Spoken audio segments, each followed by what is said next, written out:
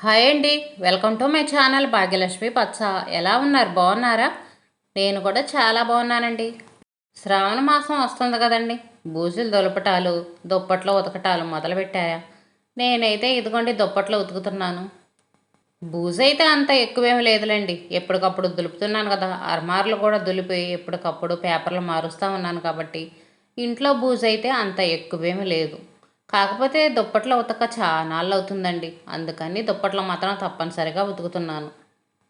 ముందు నిద్ర లేచిన వెంటనే ఇదిగోండి ఈ దుప్పట్లు, బొంతలు అంటామండి వీటిని మేము.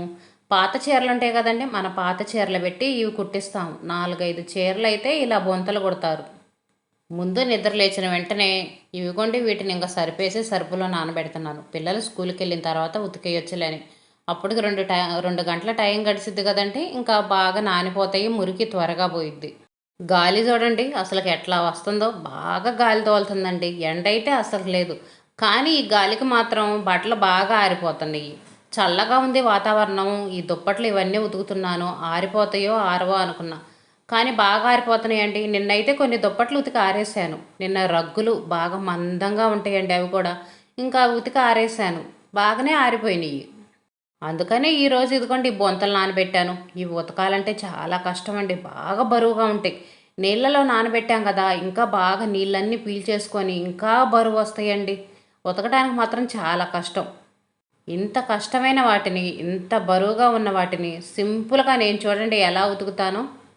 ఈ బొంతలు సరుపులో నానబెట్టాను కదా, సరుపులో నానబెట్టినా సరే మళ్ళీ సబ్బు పూస్తానండి. చూడండి బొంత మొత్తం సబ్బు పెడుతున్నాను. అటువైపున ఇటువైపున 2 వైపులా సబ్బు పూయాలి. వీటికి బ్రష్ కొట్టామనుకోండి, బ్రషే మొత్తం విరిగిపోయిద్ది. అందుకని బ్రష్ కొట్టకుండా నేను చూడండి సింపుల్గా ఈ విధంగా ఉతుకుతాను. ఇలా ఉతుకుతానండి. కొంచెం కొంచెం ఇలా చేతులతో పట్టుకొని ఇలా మనం బండకేసి బాదుతాం చూడండి, అలా ఉతుకుతాను. ఈ విధంగా ఉతుకుతానండి మొత్తం. ఇలా కాకుండా నార్మల్గా ఉతుకుతాను చూడండి, బండకేసి బాదుతాను చూడండి, అలా ఉతికామంటే మాత్రం అమ్మో ఇది చాలా బరువుగా ఉండిద్ది కదండి. ఉతకడానికి అసలు ఎంత కష్టంగా ఉండిద్దో. మన చేతులు పోతాయి. ఇది ఉతికేటప్పుడైతే మనకి గుండెల్లో దడొచ్చేసిద్దండి. అంత బరువు మొయ్యలాగా రొప్పొచ్చినట్టుగా కాళ్ళు చేతులు వణుకొచ్చేస్తాయి, అంత బరువుగా ఉంటాయి. అలా ఉతకలేక ఇదిగోండి సింపుల్గా నేను ఈ విధంగా ఉతుకుతానండి. ఇలా ఉతికామనుకోండి మురికి బాగా పోయిద్ది, మనకు ఉతకటానికి ఈజీగా ఉండిద్ది. ఎన్ని బట్టలైనా, ఎంత మందంగా ఉన్న బట్టలైనా సరే సింపుల్గా ఉతికేయచ్చండి. ఇదిగోండి చూడండి 2 బొంతలు నానబెట్టాను. ఆ 2 బొంతలు ఇలాగనే ఉతికేసానండి. ఇంకా దుప్పట్లు ఉన్నాయి కదా, అవైతే నార్మల్గా ఉతుక్కోవచ్చు. బరువు ఎక్కువగా ఉన్నాయి ఈ విధంగా ఉతికి, బరువు తక్కువగా ఉన్నాయి ఇంకా మామూలుగా మనం బండకేసి పోతాం కదా, అలా ఉతుక్కోవచ్చు. వీటికి అంత ఎక్కువ మురికి ఏముండిద్దిలేండి. మనం ఏదో నైట్ పడుకునేటప్పుడు వేసుకుంటాం. మేమైతే వీటిని వాడమండి. వాడే కాదు, పాతవి. అందుకనే కొంచెం లైట్గా కూడా చినిగినవి.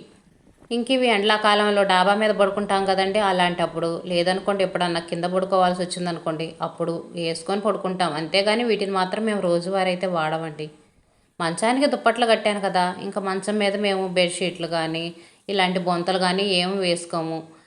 డబల్ కాట్ మంచం మీద పడుకునే వాళ్ళకైతే బెడ్షీట్ వేసి ఉంటుంది కాబట్టి ఇంక వేరే ఏం వేసుకోవాల్సిన అవసరం లేదండి. ఇంకా ఇవి ఎప్పుడో ఇంకా అవసరమైనప్పుడు వాడుకోవడానికి ఉంటాయి, వాసన లేకుండా ఉంటాయని ఇలా ఉతకటమే. 2 టబ్బులు నీళ్లు పోసి జాడిచ్చేసి పిండటం కూడా చూడండి సింపుల్గా ఇలా పిండుతానండి. గోడ మీద వేసి ఇలా పట్టుకొని చేత్తో మెల వేసుకుంటా తిప్పామంటే నీళ్ళు అనేవి అవే కారిపోతాయండి. వాటిని ప్రత్యేకంగా మనం పిండాల్సిన అవసరం లేదు. ఇలా మెల తిప్పామంటే చాలు, నీళ్ళన్నీ అవే కారిపోతాయి. కష్టమైన పనులని ఇలా సింపుల్ చిట్కాలతో తేలిగ్గా చేసుకోవటమేనండి. నిన్న కొన్ని దుప్పట్లు ఉతికాను, ఈరోజు కొన్ని ఉతికానండి. కొత్తవి అవి ఉంటే అవి బీరువాలో పెడతాను. ఎవరన్నా వచ్చినప్పుడు వాటిని వాడతాము. మళ్ళీ వెంటనే ఉతికేసి బీరువాలో పెట్టేస్తానండి. బట్టలు చూడండి ఎన్ని బట్టలు ఉన్నాయో. 2 రోజులు బట్టి బట్టలు ఉతకటం ఎక్కువైపోయిందండి. రోజువారీ బట్టలు, మా అమ్మాయి హాస్టల్ నుంచి తీసుకొచ్చిన బట్టలు, దుప్పట్లు, ఎన్ని బట్టలు ఉంటున్నాయో. నిన్న చాలా ఉన్నాయి, ఈరోజు చాలా ఉన్నాయి. ఇవి నిన్నటి బట్టలు. వీటన్నిటిని తీసి ఇంక మడతలు పెట్టాలి. ఎండ ఎక్కువగా లేకపోయినా గాలి వస్తుంది కదండి, బాగా గాలి తోలటం వల్ల బట్టలు మాత్రం బాగా ఆరిపోతున్నాయి. నిన్న ఇదిగోండి ఈ దుప్పట్లు ఉతికేసాను. 3 దుప్పట్లు ఉతికేసాను. ఇవి కూడా ఎంత మందాన ఉంటాయో అండి. ఇందాక బొంతలు ఉతికాను కదా, అదే ప్రాసెస్లో ఉతికాను వీటిని కూడా. గాలి చూడండి అసలుకి ఎంత గాలి వస్తుందో. ఇప్పుడు టైం 4 ఏమైందండి, అయినా చూడండి అసలుకి ఇంత కూడా ఎండలేదు. చల్లగా ఉంది వాతావరణం మాత్రం. ఈరోజు ఈ మందంగా ఉండే దుప్పట్లు ఉతికాను, ఆరిపోతాయో ఆరిపోవో అనుకున్నానండి. బాగానే ఆరిపోయినాయి. అసలు ఇటుక పిల్లలు పెట్టినా కూడా చూడండి, ఇంత మందంగా ఉన్న దుప్పట్లు కూడా కిందకి జారి పడుతున్నాయి. మడతేయాల్సిన బట్టలు చూడండి ఎన్ని బట్టలు ఉన్నాయో.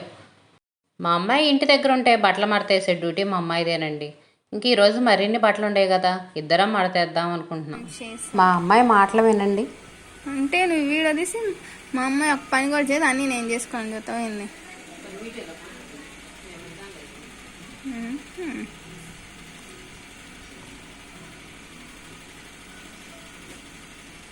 ఇది చూసి వాళ్ళు ఏమంటారు, ఒక్క పని కూడా చేయను అనుకుంటారు. మా అమ్మాయి చూడండి, రోజు తనే బట్టలు మడతేసిద్ది. అంటే ఇంటి దగ్గర ఉన్నప్పుడు మడతేసిద్దిలేండి, హాస్టల్లో ఉన్నప్పుడు మడతేయలేదుగా.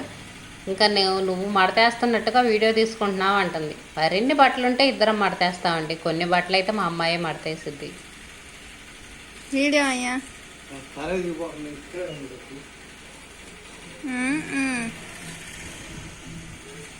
మా అమ్మాయి ఉంటే వీడియోలు తీసిద్దండి. కొంచెం నాకు కష్టం లేకుండా హెల్ప్ చేసిద్ది. ఒక్కదాన్నే వీడియోలు తీసుకోవాలంటే మాత్రం కొంచెం కష్టంగానే అనిపించిద్ది. ఇంక ఇలాంటప్పుడు వీళ్ళు వీడియోలు తీస్తుంటే కొంచెం తేలిగ్గా అనిపించింది. హాస్టల్లో ఉండే పిల్లలు ఇంటికి వచ్చారంటే వాళ్ళ తల నిండా పేలేనండి. ముందు ముఖ్యంగా నేను రాగానే పేలు మాత్రం తప్పనిసరిగా చూస్తాను. చూడండి ఎన్ని పేలు ఉన్నాయో, దువ్వుతా ఉంటే వస్తూ ఉన్నాయండి పేలు. దువ్వాన సరిగా లేదు, పాత దువ్వాన అయ్యి ఈ పళ్ళు మొత్తం ఇరిగిపోయినాయండి. అదే మంచి దువ్వాన అయితే ఎన్ని పేలు వస్తాయో. ఒక్కసారి దువ్వుతేనే 5-6 పేలు వచ్చినాయి. చూడండి అన్ని దున్నలు దున్నలు, పెద్ద పెద్ద పేలు. చూడండి ఎంత లావునున్నాయో. వాళ్ళ బ్లడ్ మొత్తం ఈ పేలే పీల్చుకునేటట్టున్నాయి. దువ్వినప్పుడల్లా 4-5 పేలు వస్తున్నాయండి. ఇంకా కొత్త దువ్వానైతే ఎన్ని పేలు వచ్చాయో, ఇంకా 10 పేలైనా వచ్చాయి కనీసం మనం దువ్వుతుంటే. పేలు చూడటం, పేలు కుక్కటం నాకు భలే ఇష్టం అండి. బాగా ఇలా దున్నలు దున్నలు ఉన్నాయి అనుకోండి, ఎంతసేపు గంటలైనా చూస్తాను. పేలు లేకపోతే చూడాలనిపించదు, కానీ ఇలా పేలుంటే మాత్రం ఎంతసేపు అయినా చూడాలనిపించింది. జునుబాలు ఉండయండి ఇంట్లో, జునుబాలు చేస్తున్నాను. మా తోడుకోళ్ళ వాళ్ళ బెర్రీ నిందంట, జునుబాలు ఇచ్చింది. నిన్న ఇస్తే ఫ్రిడ్జ్లో పెట్టి ఈరోజు చేస్తున్నాను. నిన్న స్నాక్స్గా గోధుమ పిండి దోశలు పోసానండి. నిన్న అవి తిన్నాం కదా, ఈరోజు స్నాక్స్కి ఉంటాయిలే అని ఇంక ఫ్రిడ్జ్లో పెట్టేశాను. నేను అంతేనండి, ఒకరోజు స్నాక్స్ ఏమైనా చేసామనుకోండి, ఇంకా ఆ రోజు వేరే ఏమన్నా ఉన్నాయి అనుకోండి వండటానికి, ఇంకా అవి ఫ్రిడ్జ్లో పెట్టేసి తెల్లారి వాడటం అలా చేస్తూ ఉంటాను. అన్నీ ఒకరోజు తింటమే ఎందుకండి, రేపటి ఉంచుకోవచ్చు కదా, అందుకని ఈ విధంగా చేస్తాను. నిన్నేమో దోశలు పోసాను కదా, ఈరోజు జున్నుపాలు చేస్తున్నాను, రేపు ఇంకొకటి, ఇంకా అట్లా చేస్తాను. అన్నీ ఒకే రోజు మాత్రం అస్సలు చేయను. పల్లెటూరులో ఉండే వాళ్ళమైనా జున్నుపాలు దొరకటం కష్టమవుతుందండి. గేదెలు కూడా ఇప్పుడు ఎక్కువగా ఎవరికి లేవు, చాలా తక్కువ మందికి, అందరూ తీసేస్తున్నారు. ఇంకా ఉన్న వాళ్ళకి ఎప్పుడో సంవత్సరానికి ఒక్కసారి ఎంతయ్యి, మాకు సంవత్సరానికి ఒక్కసారేనండి జున్నుపాలు కూడా దొరుకుతుంది. అది మా తోడుకోళ్ళ వాళ్ళు కాబట్టి ఇస్తారు, వేరే వాళ్ళైతే ఇవ్వరు కదా. ఈ జున్నుపాలు హాఫ్ లీటర్కి కొంచెం తక్కువ ఉంటాయి ఎట్టుందండి. వీటికి 1/2 కేజీ బెల్లం వేసాను. 1/2 కేజీకి కూడా కొంచెం తక్కువే వేసాను, కొంచెం తీసాను 1/2 కేజీలో. ఇంక ఈ బెల్లం అయితే సరిపోయిద్దిలే అని. జున్నుపాలు కాగబెట్టేటప్పుడు బెల్లము, ఉప్పు అన్నీ ఒకేసారి వేసి కాగబెట్టుకోవాలండి. ఒక్కోసారి పాలు 2-3 రోజులు పాలు ఇచ్చారనుకోండి, అవి విరగవు. అందుకని బెల్లము, ఉప్పు 2 వేసామంటే బాగా ఇరుగుతాయి. చూడండి జున్నుపాలు బాగా ఇరిగినాయి. ఈ 3 రోజులు అవుతుందట్టుంది బెర్రీని, 3 రోజులు పాలు అయినా కూడా బాగా ఇరిగినాయండి. అందుకని నేను బెల్లము, ఉప్పు 2 ఒకేసారి వేసి కలిపి పెడతాను. జున్నుపాలు టేస్ట్ ఇంకా బాగుండాలంటే ఇందులో ఒక యాలక్కాయ కానీ, 2 మిరియాలు దంచుకొని వేసారంటే టేస్ట్ చాలా బాగుంటుందండి. కారం కారంగా, తీయగా, మంచి సువాసనగా చాలా బాగుంటాయి. కాకపోతే మా పిల్లలు అలా వేస్తే తినరండి. పిల్లల కోసం ఇంక ఈ విధంగా ప్లెయిన్గా చేస్తాను. యాలక్కాయ కంటే కూడా జున్నుపాల్లో మిరియాలు వేసుకుంటే చాలా బాగుంటాయండి. జున్నుపాలు కాగబెట్టేటప్పుడు కొంతమంది పంచదార వేస్తారండి. పంచదార వేస్తే త్వరగా ఇరగవు. బెల్లం వేస్తేనే బాగా ఇరుగుతాయి. బెల్లం కూడా టేస్ట్ బాగుంటుంది, హెల్త్కి మంచిది. అందుకని పంచదార కంటే కూడా బెల్లమే వాడుకోండి. పిల్లలకి ఈరోజు ఈవినింగ్ స్నాక్స్కి అయితే జున్నుపాలు ఇచ్చానండి. రోజు ఏదో ఒకటి, ఉదయం పూట టిఫిను, సాయంత్రం స్నాక్స్ ఏదో ఒకటి చేయాల్సిందే. చెక్కలు చక్రాలు అలాంటివి వండామనుకోండి, ఒకరోజు 2 రోజులు తింటారు, మూడో రోజేమో రోజు ఇవేనా అంటారు. ఎల్లిపాయ కారంతో ఫ్రైడ్ రైస్ చేస్తున్నానండి. ఉదయం పూట మష్రూమ్స్ కూర వండానండి. పిల్లలకేమో హాస్టల్లో ఆ కూర తిని తిని బోరు కొట్టేసిందంట. ఎక్కువగా మష్రూమ్స్ ఈ మిల్ మేకర్స్ ఉంటాయి కదండి, మిల్ మేకర్స్ బఠానీలు ఆ కూర ఎక్కువగా చేస్తారంట. అవి తిని తిని వాళ్ళకి బోరు కొట్టేసిందంట. నిన్న ఊర్లోకి అమ్మరాటానికి వస్తే మష్రూమ్స్ పిల్లలు తింటారని తీసుకున్నానండి. ఆ కూర చేసిన తర్వాత మా అమ్మాయి అన్నది నాకు ఆ కూర తిని తిని బోరు కొడుతుందని. మధ్యాహ్నం ఎలాగలా ఒక పూటకు తినేసింది. ఇంకా సాయంత్రానికి ఇంట్లో అయితే కూరగాయలు ఏమీ లేవండి. ఎగ్స్ కూడా లేవు, ఎగ్స్ కూడా అయిపోయినాయి. అందుకని ఎల్లిపాయ కారంతో ఫ్రైడ్ రైస్ చేస్తున్నాను. వాళ్ళకు కూడా కారం కారంగా తిన్నట్టు ఉండిద్దిలే అని. 5-6 వెల్లుల్లి రెబ్బలు, ఇందులో కొంచెం జీలకర్ర, ఉప్పు వేసి కచ్చాపచ్చాగా దంచాను. దంచి ఇందులో కారం కూడా వేసానండి. కారము, ఉప్పు, ఎల్లిపాయ, జీలకర్ర అన్నీ వేసి దంచి ఇంక ఇదిగోండి అన్నంలో వేసి మొత్తం బాగా మిక్స్ అయ్యేలా కలుపుతున్నాను. ఈ అన్నంలో వేడి వేడి అన్నంలో నెయ్యి వేసుకొని తింటే ఫ్రైడ్ రైస్ లాగా చేసుకోవాల్సిన అవసరం ఉండదండి. టేస్ట్ కూడా చాలా బాగుండిద్ది. కాకపోతే పిల్లలకి కొంచెం వెరైటీగా చేసి పెడదామని ఫ్రైడ్ రైస్ లాగా చేస్తున్నాను. కారం ఇదిగోండి అన్నంలో బాగా మిక్స్ అయ్యేలా కలిపాను. పిల్లలు కొంచెం కారం తక్కువగా తింటారులని లైట్గా కలిపాను. మనమైతే ఇంకొంచెం కారం ఎక్కువ వేసుకుంటే బాగా ఎర్రగా చూడటానికి భలే ఉంటుంది. దీన్ని ఇంకా ఫ్రైడ్ రైస్ లాగా చేయాలండి. ఒక బాండీ తీసుకొని అందులో కొంచెం ఆయిల్ వేసి పోపు దినుసులు వేసుకొని కొంచెం జీలకర్ర వేసి ఇవి వేగిన తర్వాత రైస్ వేయటమేనండి. రైస్ వేసి ఒక్క 5 నిమిషాలు గ్యాస్ సిమ్లో పెట్టి బాగా మగ్గనిచ్చామంటే ఉప్పు, కారం, వెల్లుల్లి అంతా బాగా అన్నానికి పట్టేసి టేస్ట్ మాత్రం చాలా బాగుండిద్ది.